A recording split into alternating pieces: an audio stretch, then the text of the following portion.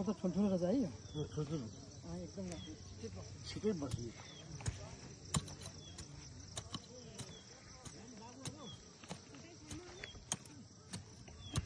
ए वर्षपछि आएर चाहिँ यहाँ वृक्षारोपण भइरहेछ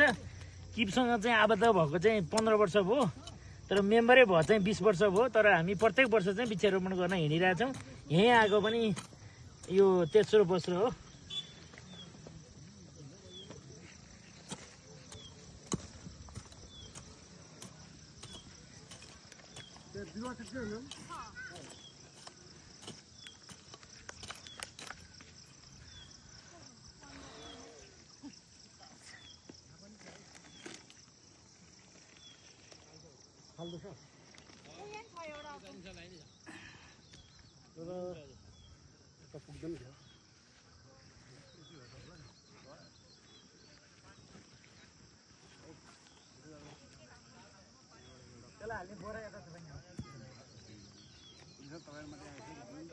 अध्यक्षज्यूको भएन